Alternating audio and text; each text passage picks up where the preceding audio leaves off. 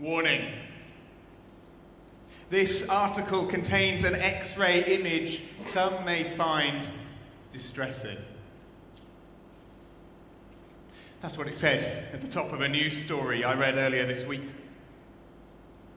The piece was about a man who'd suffered a nasty injury at work. The X-ray was of his badly damaged hand. But it got me thinking, what warning would there be at the top of the Easter story? Warning. This salvation story contains a servant that some may find distressing. That's exactly what Isaiah said. Some 700 years before it all happened, Isaiah spoke of the Lord's servant, the one who would be raised and lifted up, highly exalted. But did you hear what he said about him? There would be many who were appalled by him. His appearance was to be so disfigured beyond that of any human being. His form marred beyond human likeness. This was more than just a distressing X-ray. This is sickening, hideous, repulsive. Isaiah goes on, he will have no beauty or majesty to attract us to him, nothing in his appearance that we should desire him. He will be despised, rejected, a man of suffering, familiar with pain, like one from whom people hide their faces.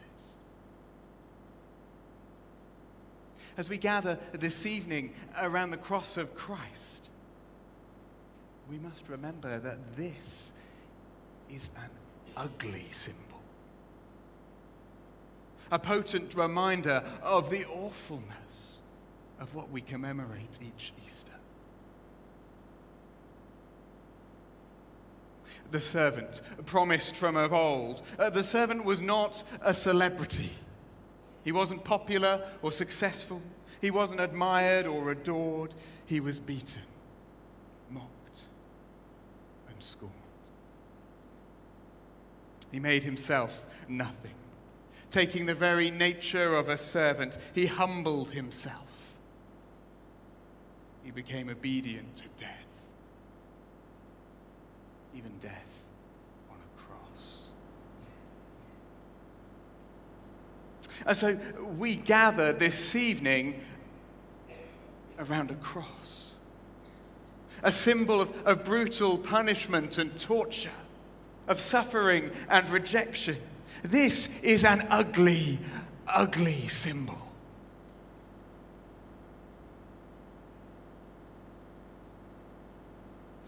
And yet still we gather. Why? Why here? Why at this ugly thing? Well, the change comes in verse 4. Isaiah says, surely he took up our pain. He bore our suffering. And in a moment, this ugly symbol reveals its beauty. We considered him punished by God, stricken by him and afflicted. But he was pierced for our transgression. He was crushed for our iniquity. The cross of Christ is an ugly thing. But its ugliness comes not from him, but rather from us. As we gather this evening around the cross, I wonder, are we revolted by the right thing? As we look at the cross of Christ, do we see the horror of our sin? That our iniquity would lead to this. to the death of the Son of God. Beaten, mocked, and scorned. Because of us. For us. Our sin and shame could never have been dealt with by a mere celebrity, by someone who came with wealth and power, by someone famous. No, it needed the Son of God to come in weakness, in poverty and pain, to join us in the squalor. It needed the Son of God to humble himself, to stoop in gracious self-sacrifice, and to take on our ugliness. For we all, like sheep, have gone astray. Each of us has turned to our own way, and the Lord has laid on him the iniquity of us all. And so even as we see the ugliness of the cross, even as we are repulsed and made to feel queasy, yet we are drawn in. We are attracted. Why? Because we sense that what happens here is for our good. Surely he took up our pain. But he was pierced for our transgression. Oh, it is ugly, yet oh, so beautiful. For here the arm of the Lord is revealed. Here is the power and might, the wisdom and strength of the one true and living God. In a battered and bruised, beaten and torn, naked and bloodied corpse, hanging lifeless and limp on a Roman cross. How could something so weak achieve so much? How could something so ghastly be incomparably beautiful? That is the paradox of the cross of Christ. The glorious mystery at the very heart of the Christian gospel.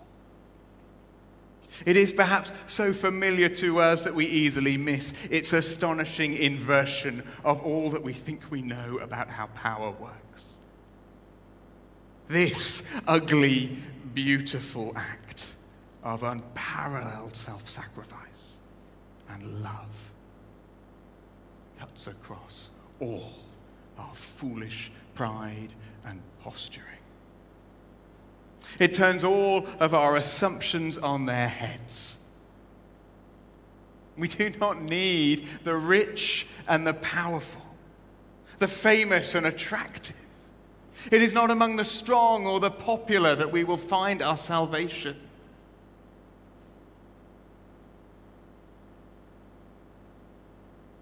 Warning. This salvation story contains a servant some may find distressing. Like one from whom people hide their faces.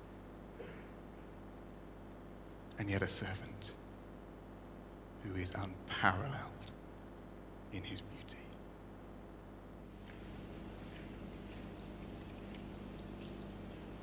You know, the warning on that article was right. The X-ray was distressing. Not because of what it showed, so much as the story behind it. Here was a 19-year-old who had gone into work one day and had come home permanently disfigured. As he'd gone about his work attending to the machine on the factory floor, his hand had been caught up in the mechanism, and now it would never be the same again. It was a horrible tragedy that should never have happened. Can we say the same thing about the Easter story? Was this a horrible tragedy that should never have happened? Well, Isaiah is clear. This servant who was led away to his death, he was innocent.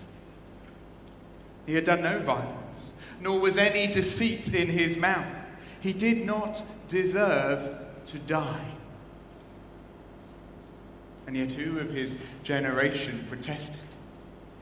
No one stood up to put a stop to this travesty. This should never have happened. And yet, here again, we find the paradox of the cross of Christ. Because the servant himself didn't speak up. He was oppressed and afflicted, yet he did not open his mouth. He was led like a lamb to the slaughter, and as a sheep before its shearers is silent, so he did not open his mouth. Jesus Christ went willingly to his death.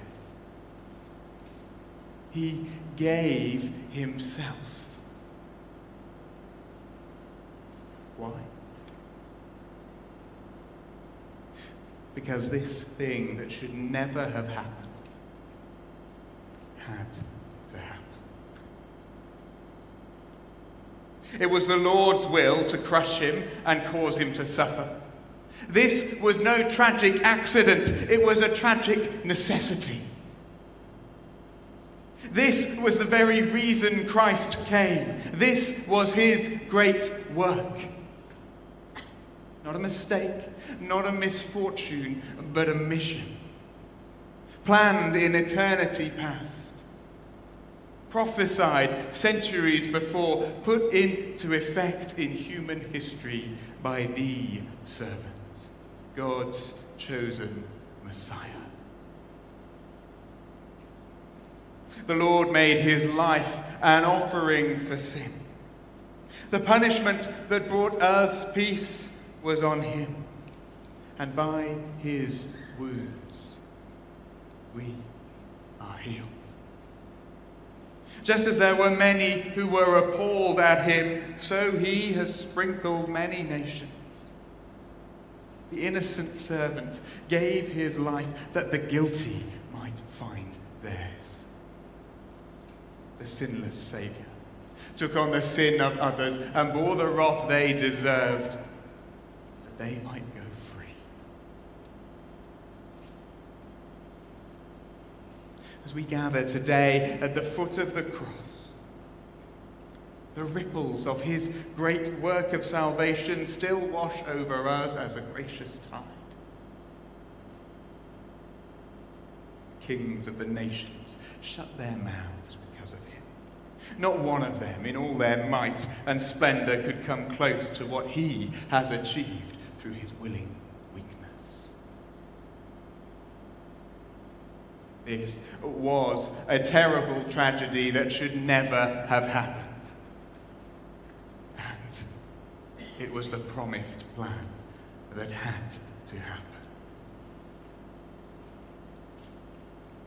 As this ugly tragedy unfolded, so the beauty of our Saviour's willing sacrifice was made clear. Only in the topsy-turvy economy of Yahweh could the events of that fateful Friday be described as good.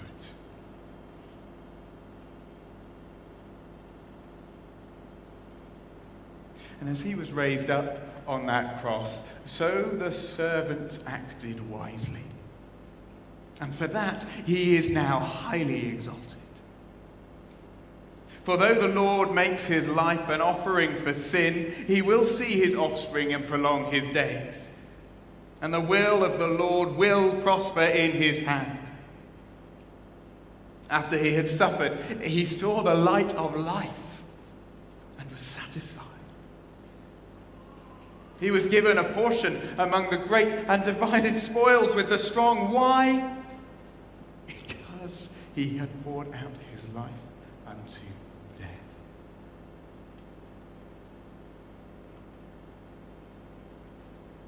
Right now, many angels, numbering thousands upon thousands, 10,000 upon 10,000, encircle the throne of heaven, declaring aloud, "Worthy is the Lamb to receive power and wealth and wisdom and strength, honor and glory and praise." Which Lamb? The Lamb who was slain. It is because of that great work. It is because of the cross that Jesus Christ is worshipped and glorified above every name.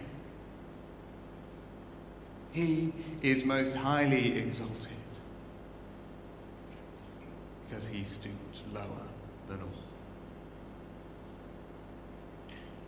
In this ugly tragedy, we see the wonderful beauty of our Saviour. In this willing weakness, we see his awesome power and strength. In this perplexing paradox, we see the triumph of the one and only Saviour. Not through oppression and might, but through meekness and service, through sacrifice and love. Worthy is the Lamb. Which Lamb? The Lamb who was slain. Worthy is the Lamb who was slain to receive power and wealth and wisdom and strength and honor and glory and praise. Oh, friends, let's join with all heaven in giving glory to the Lamb, because he was slain.